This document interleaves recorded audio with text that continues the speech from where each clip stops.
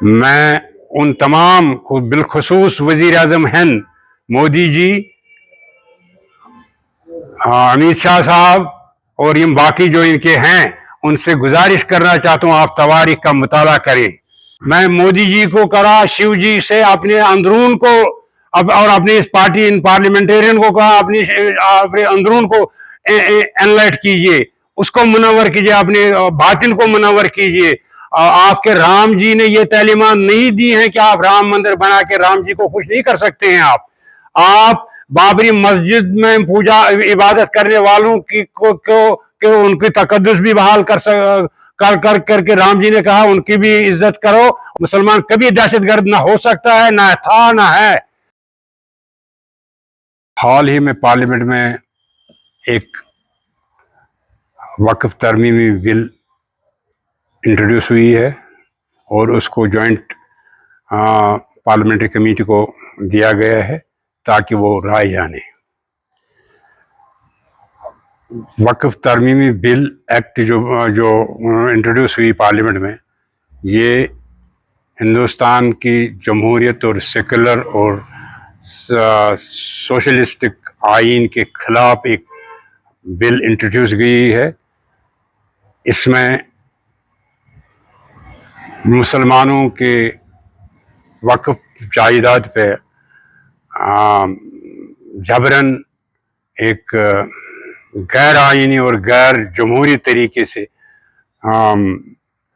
उस पर कब्ज़ा जमाना है और हमें अब इस हक से महरूम मुसलमानों को, हिंदुस्तान के 25 से 30 करोड़ मुसलमानों के हक पे ये एक अटैक है और हमारे आइन की जो है उसकी पामाली हो रही है। इसमें हिंदुस्तान एक जमहूरी, सोशलिस्टिक और सेकुलर आइन का पासदार है और यहाँ पे ये गुलदान है जहाँ पे हिंदू, मुसलमान, सिख, ईसाई और बाकी जातियों के लोगों को मसावात के बुनियादों पर, मसावात के उसूल की बुनियादों पर जीने का हक दिया गया है।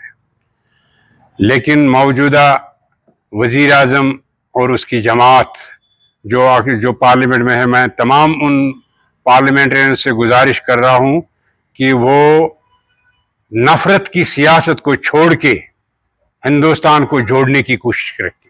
हिंदुस्तान को मजबूत बनेगा तभी जब हम सारे खत्ते जो हैं जोड़ के रहें। आज देख रहे हैं कि पिछले 10 सालों से हिंदुस्तान के मुसलमानों पे एक तरफा एक ऐसे कवानीन इंट्रोड्यूस किए जा रहे हैं जिनका कोई मकसद नहीं है बगैर सिर्फ इसके कि हिंदुस्तान के मुसलमानों को नफरत, उनको कभी कहा जा रहा है कि पाकिस्तान चले जाओ। मैं उन तमाम बिलखुसूस वज़ीर आज़म हिंद मोदी जी, अमित शाह साहब और ये बाकी जो इनके हैं, उनसे गुजारिश करना चाहता हूँ आप तवारीख का मुताला करें।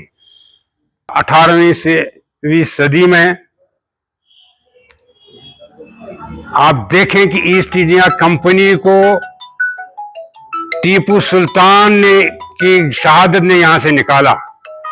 ईस्ट इंडिया कंपनी की जो साजिशें थी उसको मौलाना अबुल कलाम आजाद उनको याद करें कि उन्होंने कितनी कुर्बानियां दी और हिंदुस्तान को गांधी जी, आज हिंदुस्तान में गांधी जी को जो जो जो जो हमारे महात्मा हैं, जिनको महात्मा गांधी जी कहते थे, जो बाबा ये मुल्क हैं, बाबा जहाँ के रहे हैं हमारे फ्रीडम फर्स्ट, तो आज उनको छोड़कर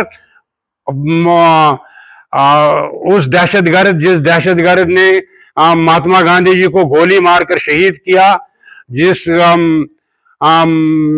जिन लोगों ने इंदिरा जी को शहीद किया, आज उनकी पूजा की जाती है, उनकी हौसला अफजाई हो रही है। इससे हिंदुस्तान जो है ये टूट सकता है। जी शऊर हिंदुस्तान के अक्सरियती अफ्रीका के जी शऊरों से और हिंदुस्तान के पार्लियामेंट से गुजारिश करता हूं कि मेहरबानी करके इस तमाम मुल्क में नफरत की और ये जो डिवाइड एंड रूल की पॉलिसी है, इसको दफन करके, इसको छोड़ के आप कौम के सामने माफी मांग करके ऐसे कवानीन लाइए, ऐसे पॉलिसी चलाइए जहां हर एक ये गुलदान जो रंग बिरंगे फूल हैं यहाँ वो खिले और फले और ये चमन आबाद होगा और ये चमन फले और फूले। मैं मोदी जी को करा, शिव जी से अपने अंदरून को अब और अपनी इस पार्टी इन पार्लियामेंटेरियन को कहा अपने अंदरून को एनलाइट कीजिए, उसको मुनव्वर कीजिए, अपने बातिन को मुनव्वर कीजिए। आपके राम जी ने ये तालीमात नहीं दी हैं कि आप राम मंदिर बना के राम जी को खुश नहीं कर सकते हैं। आप बाबरी मस्जिद में पूजा इबादत करने वालों की को उनकी तकद्दुस भी बहाल करके राम जी ने कहा उनकी भी इज्जत करो। मुसलमान कभी दहशतगर्द ना हो सकता है, ना था ना है। ये जो सारे आज देखते हैं, और मोदी जी को आज 7 दिन हो गया इस हुकूमत में, आज की ये जो मौजूदा 5 साल पीछे छोड़ के जो नए सिरे से 2024 में जो इलेक्शन हुए, अभी 100 दिन भी पूरे नहीं हुए। आप देखें कितने हमारे फौजियों को शहीद किया जाता है और कहा जाता है कि 370 हटाने से यहाँ पे आमना आश्ते आ गई। ये गलत बात है, आप कौम को धोखा मत दो। देखिए हर कोई कानूनी कदम उठाएंगे हम, हर कोई पीसफुल अमन पुरअमन जो है, जो जिद्दजहद है वो हम जिंदा रखेंगे, क्योंकि हमने आज से आज ही नहीं 1947 में ही 1947 में ये कहा है कि हम गांधी के हिंदुस्तान के साथ हैं। लेकिन अगर मोदी जी और उसकी पार्टी हिंदुस्तान में हिंदुत्व की ये करेंगे तो उस वक्त मैं यही कहूँगा कि फिर वो हिंदुस्तान आइन का मातर नहीं रहता है, उससे आइन की पामाली होती है, हमारे फंडामेंटल राइट्स होते हैं। लेकिन जहाँ तक कश्मीर का मैं कहता हूँ, जम्मू कश्मीर लद्दाख एक रखने के लिए और यहाँ का खोया हुआ तशख्खुस, लूटा हुआ ये जो हमारा वकार जो है, पामाल किया गया हुआ वकार है, इसको बहाल करने में हमारी उम्रें जो हैं हम उसमें गुजारनी पड़ेंगी, तो लाएंगे, पुरअमन तरीके से लाएंगे।